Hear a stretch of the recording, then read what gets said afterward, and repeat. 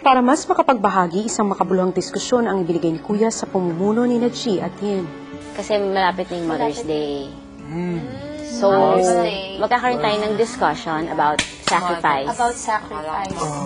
Siguro yung pinakaunang-una, I chose to be a breastfeeding mom na full-time. A lot of my friends were saying, what? Hindi sila talaga naniniwala.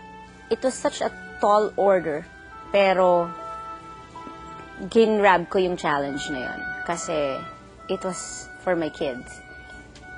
I'm doing a lot of things for them. Nagwo-work ako, working hard, working mom, 24 hours a day, anywhere. Siguro kung iiyak ako, siguro talagang andun yung pain. Kasi, I'm a mother and father of them. Mas mahirap yung situation nila.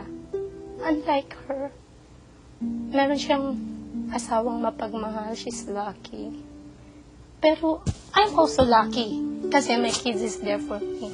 Pero may mga housemates na di mapigilan ang antok. Yung fact na umaalis-alis siya, yun yung sacrifice na ginagawa niya for us. Because by doing that, ano niya kami sa nasa good school. At the same time, may dad also, kasi nasa Taiwan din siya. Naging maid siya, nagpa-maid siya para lang makatapos sa sa kanyang pag-aaral. Parang hindi niya gusto maranasan yung naranasan niya. Maranasan namin yung naranasan. Siguro yung nanay ko, biggest sacrifice na yung... Naging siya, labandera. Oo. Kahit konti lang yung niya, kumbaga, para may maibigay siyang pabaon sa amin, parang gano'n. Actually, sobrang swerte natin kasi I myself, meron akong sobrang mabuting ina. Pero hindi pala lahat ganon. At 35, sa dami na nakilala ko, hindi pala lahat ng nanay ganon. So, swerte talaga tayo. So, yung mga mommies natin, they all deserve a round.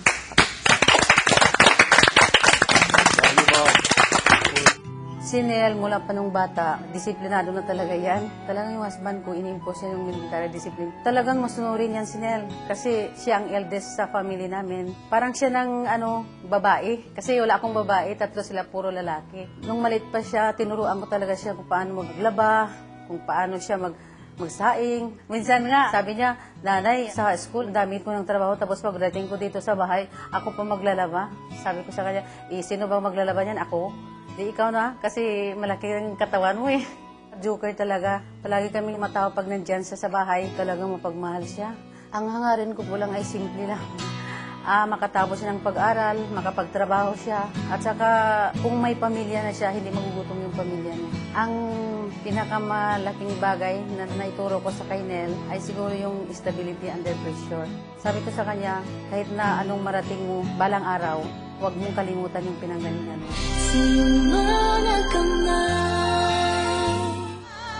Pinoy, ikaw ay Pinoy.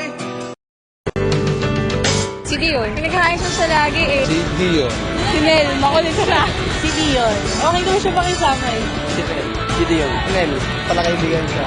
Si Nel, responsable. Totoong tao si Nel. Gusto ko kay Dion. Si Dion, maganda siya. Si Nel po, mas nakakatuwa po siya sa iyo. Si Dion, magaling makasama sa mga housemate. Siyempre si Nel, kasi mahilig siya makipagkaibigan. Si Nel, meron siyang sense of humor.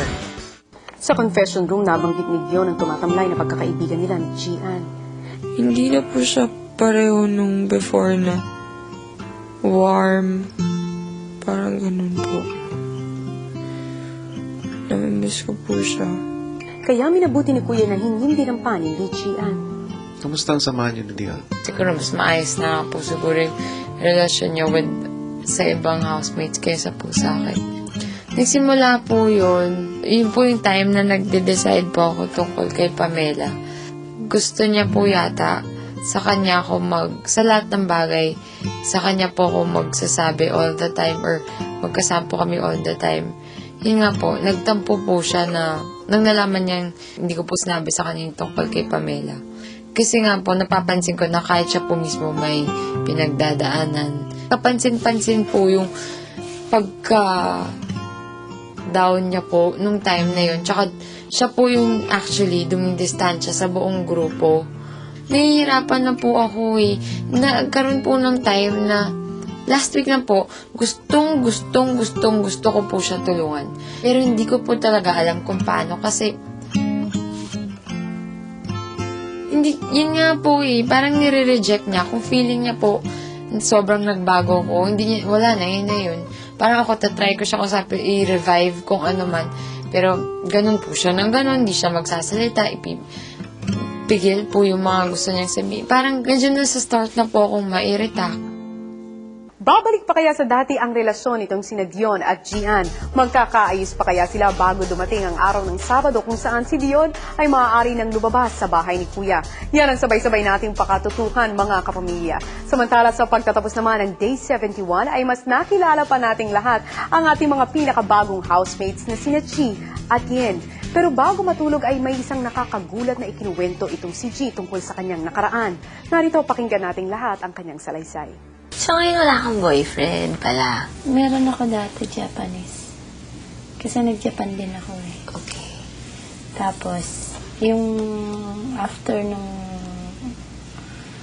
separation ko, doon ako nag-start mag-boyfriend for recovery. Hirap kasing ikwento yung buhay ko eh. Tungkol dun sa father ng anak ko eh. Sobrang ano eh. Mahabang ano. Masyadong, tagal pang ating pagsasamahan. Masyadong komplikado. Just been into drugs kasi yung lalaki. The time na wala ako. Ganun. Tapos nung dumating ako, hindi na niya ako kilala. Ito yun. Yung mga tama. Tinaga ako. Talaga. Anong ginawa mo na dati? Matindi. Napasok. Nataga ako. After ganun, anong ginawa mo? Nakatakas ako. Tapos yung makatakas ako, yung tabi ng house namin, puro talay. Pinasok ko yun. Tapos nung magtatakbo ko doon, puro alambre.